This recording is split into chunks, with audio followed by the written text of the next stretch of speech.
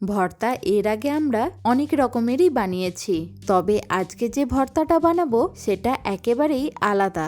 আজকে দু রকমের নতুন পদ্ধতিতে পটলের ভর্তা বানিয়ে দেখাবো, যেটা খুব সহজেই তৈরি হয়ে যাবে আর খেতেও হবে অসাধারণ। তবে চলুন শুরু করা যাক আজকের ভিডিও।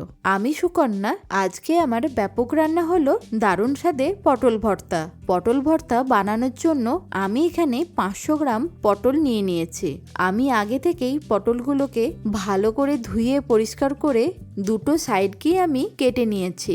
যেহেতু পটলগুলোকে পুড়িয়ে নেব, সেই জন্য কোনো রকম খোসা ছাড়াইনি, তবে আপনারা চাইলে খোসা ছাড়িয়ে নিতে পারেন। এবার এর মধ্যে দিয়ে দিচ্ছি 1 টেবিল চামচ সর্ষের তেল। এই সর্ষের তেলটা দেওয়ার ফলে পটলগুলো ভালোভাবে পুড়বে, তার সাথে খোসাগুলো ছাড়ানোর সময় সুন্দরভাবে উঠে আসবে। আপনারা এইরকম বেগুন পোড়া বা টমেটো পোড়া অথবা যে কোনো কিছু খোসা সমেত পোড়াতে গেলে যদি এইরকম একটু সর্ষের তেল মাখিয়ে নেন, তাহলে পোড়ানোর পর দেখবেন খোসাটা সুন্দরভাবে উঠে আসবে। পটলগুলোর মধ্যে তেলটা ভালো করে মাখিয়ে নেওয়ার পর এবার এইরকম একটা স্কিওয়ার দিয়ে পটলগুলোকে গেঁথে নেব। আপনারা চাইলে লম্বালম্বি ভাবেও গেঁথে নিতে পারেন। আমি এখানে আড়াআড়ি ভাবে পটলগুলোকে গেঁথে নিচ্ছি, তাহলে সবকটা পটলই এই স্কিওয়ারের মধ্যে ধরে যাবে। সবকটা পটলই স্কিওয়ারের মধ্যে ঢুকিয়ে নেওয়ার পর এবার গ্যাসের ওভেনের মধ্যে এইগুলোকে পুড়িয়ে নেব। আপনারা চাইলে এইরকম রুটি সেকার তারজালির ওপরেও পটলগুলোকে পুড়িয়ে নিতে পারেন। দুটো সাইডে ঘুরিয়ে ঘুরিয়ে এইভাবে পুড়িয়ে নিতে হবে। গ্যাসের ফ্লেমটা একেবারে লোতে রেখেই পটলগুলোকে পুড়িয়ে নিতে হবে, নয়তো উপরটা তাড়াতাড়ি পুড়ে যাবে আর ভেতরটা কাঁচা থেকে যাবে। ভালো করে পুড়িয়ে নেওয়ার পর এবার একটা প্লেটের মধ্যে স্কিওয়ার থেকে পটলগুলোকে একটা ফর্কের মাধ্যমে বার করে নিয়ে ঠান্ডা করে নেব। এইগুলো ততক্ষণে ঠান্ডা হোক, আমি আর একটা পদ্ধতিতে বানিয়ে দেখাচ্ছি। তার জন্য একটা কড়াই নিয়ে তার মধ্যে দিয়ে দিচ্ছি 50 ml এর মতো সর্ষের তেল। এবার দুটো বড় সাইজের পেঁয়াজ কুচি এর মধ্যে দিয়ে দিতে হবে, আর দিয়ে দিতে হবে 12 থেকে 14 কোয়া রসুন। তার সাথে দিয়ে দিচ্ছি 4 থেকে 5টা কাঁচা লঙ্কা। আপনারা এখানে আপনাদের প্রয়োজন অনুযায়ী ঝালটা কম বেশি করতে পারেন। এবারে এই পেঁয়াজ, রসুন আর কাঁচা লঙ্কাটাকে ভালো করে ভেজে নিতে হবে। যখন এইগুলো একটু ভাজা ভাজা হয়ে যাবে, তখন দিয়ে দেব 200 গ্রাম চিংড়ি। আমি এখানে চিংড়িটাকে আগে থেকেই ভালো করে ধুয়ে পরিষ্কার করে নুন আর হলুদ মাখিয়ে রেখে দিয়েছি। এবার গ্যাসের ফ্লেমটাকে হাই করে দিয়ে ভালো করে একবার নাড়াচাড়া করে নেওয়ার পর তাতে দিয়ে দেব 1/2 চা চামচ হলুদ গুঁড়ো, আর একটু সুন্দর কালারের জন্য দেব 1/2 চা চামচ কাশ্মীরি লঙ্কার গুঁড়ো, আর দিয়ে দিতে হবে স্বাদ মতো নুন। এবার 2 থেকে 3 মিনিট ভালো করে এগুলোকে ভেজে নিতে হবে। এবার দিয়ে দেব 500 গ্রাম খোসা সমেত টুকরো করে কেটে নেওয়া পটলগুলোকে। আগে আমরা এক ধরনের ভর্তা বানানোর জন্য পটলগুলোকে পুড়িয়ে নিয়েছি, আর এখন এই খোসা সমেত পটলগুলোকে পেঁয়াজের সাথে ভালো করে ভেজে নেব।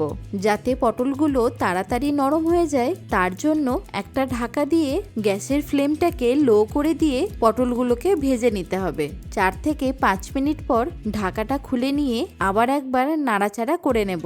এতক্ষণে আমাদের পটলটা সুন্দরভাবে ভাজাও হয়ে গেছে আর নরমও হয়ে গেছে। এবার এইটাকে একটা বাটির মধ্যে তুলে রাখবো।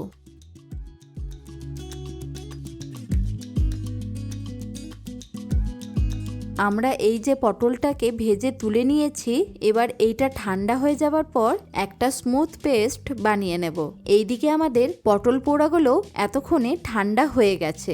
এবার এই খোসাগুলোকে ছাড়িয়ে নিতে হবে। আমি এখানে পুরো খোসাটাই ছাড়াচ্ছি না, শুধু পোড়ার পাটটাকেই ছাড়িয়ে নেব। খোসাগুলো ছাড়িয়ে নেওয়ার পর প্লেটটাকে সাইডে রেখে এবার একটা মিক্সির জার নিয়ে নিচ্ছি। এখন এই মিক্সির জারের মধ্যে দিয়ে দিতে হবে পটল পোড়াগুলোকে। তার সাথে ঝালের জন্য দিয়ে দিতে হবে 4 থেকে 5টা কাঁচা লঙ্কা। এবার এইগুলোর একটা পেস্ট বানিয়ে নিচ্ছি। এবার এই একই কড়াইয়ের মধ্যে দিয়ে দিচ্ছি 4 থেকে 5 টেবিল চামচ সর্ষের তেল। তেলটা ভালো মতো গরম হয়ে গেলে এর মধ্যে দিয়ে দেব 3টে ফাটিয়ে নেওয়া শুকনো লঙ্কা। তার সাথে দেব হাফ চা চামচ কালো জিরে। ফোড়ন থেকে সুন্দর গন্ধ বেরোতে শুরু করলে এর মধ্যে দিয়ে দেব 1 টেবিল চামচ থেতে করে নেওয়া রসুন। এবার রসুনটাকেও মাঝারি আঁচে ভালো করে ভেজে নিতে হবে। এখানে একটা ছোট্ট টিপস আপনাদেরকে শেয়ার করে রাখি, যে কোনো ভর্তাতে যদি রসুনের পরিমাণটা একটু বেশি দেওয়া হয় তাহলে তার স্বাদটা আরও বেড়ে যায়। এবার দিয়ে দিতে হবে 2টো মাঝারি মাপের কুচি করে নেওয়া পেঁয়াজ। পেঁয়াজটা যাতে তাড়াতাড়ি নরম হয়ে যায় তার জন্য দিয়ে দিচ্ছি 1 চা চামচ নুন। তার সাথে দিয়ে দেব একটু রঙের জন্য হাফ চা চামচ হলুদ গুঁড়ো, আর দেব হাফ চা চামচ কাশ্মীরি লঙ্কার গুঁড়ো। এছাড়া আর একটু সুন্দর টেস্টটাকে বাড়িয়ে নেওয়ার জন্য দিয়ে দিচ্ছি 1/4 চা চামচ ব্ল্যাক সল্ট বা বিট নুন। এবার এই সবগুলোকে লো ফ্লেমে ভালো করে ভেজে নেব। এই স্টেপেতে দিয়ে দিতে হবে পটল পোড়া পেস্টটাকে। এবার ভালো করে নাড়াচাড়া করে নিয়ে যাতে চারিদিকে না ছেটকায় তার জন্য একটা ঢাকা দিয়ে দিচ্ছি। ফ্লেমটাকে এই সময় একেবারে লোতে রাখতে হবে। এইদিকে পটল ভাজাটাও এতক্ষণে ঠান্ডা হয়ে গেছে। এর থেকে কয়েকটা ভাজা চিংড়ি আমি তুলে রাখছি।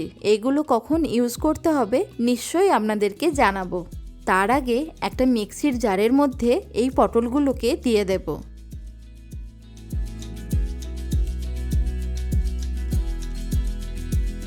এবার মিক্সির ঢাকাটাকে আটকে দিয়ে এটাকেও একটা স্মুথ পেস্ট বানিয়ে নিতে হবে। এইদিকে কড়াইয়ের মধ্যে পটলের জলটা অনেকটাই কমে গেছে, তার সাথে কালারটাও চেঞ্জ হয়ে গেছে। সবার শেষে আর একটু ওপর থেকে 2 টেবিল চামচ কাঁচা সর্ষের তেল দিয়ে ভালো করে আরেকটু ভাজা ভাজা করে নেব। কড়াই থেকে যখন ভর্তাটা পুরোপুরি উঠে আসবে ফাইনালি একটা বাটির মধ্যে তুলে রাখবো। আবারও সেম কড়াইয়ের মধ্যে দিয়ে দেব 3 টেবিল চামচ সর্ষের তেল। তেলটা ভালো মতো গরম হয়ে যাবার পর দিয়ে দেব 3টে শুকনো লঙ্কা। তার সাথে দেব হাফ চা চামচ কালো জিরে। একটু নাড়াচাড়া করে নিয়ে বানিয়ে রাখা পেস্টটাকে দিয়ে দেব।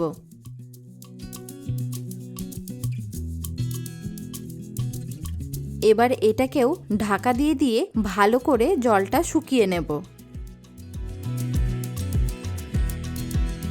তার মধ্যে আগে থেকে যে ভেজে রাখা চিংড়ি মাছগুলোকে তুলে রেখেছিলাম সেইগুলোও দিয়ে দিচ্ছি, আর দিয়ে দেব হাফ চা চামচ বিট নুন। এইভাবে একবার পটলের ভর্তা বানিয়ে খেয়ে দেখবেন, আমি 100% শিওর তখন আর মাছ মাংসও প্রয়োজন পড়বে না। এবার সবার লাস্টে দিয়ে দেব আরও 2 টেবিল চামচ সর্ষের তেল। আরও 2 থেকে 3 মিনিট নাড়াচাড়া করে নিলেই তৈরি হয়ে যাবে আমাদের পটল ভর্তা।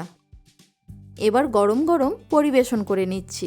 আশা করি আমার দেখানো এই 2 রকম পদ্ধতিতে পটল ভর্তা আপনাদের নিশ্চয়ই ভালো লেগেছে।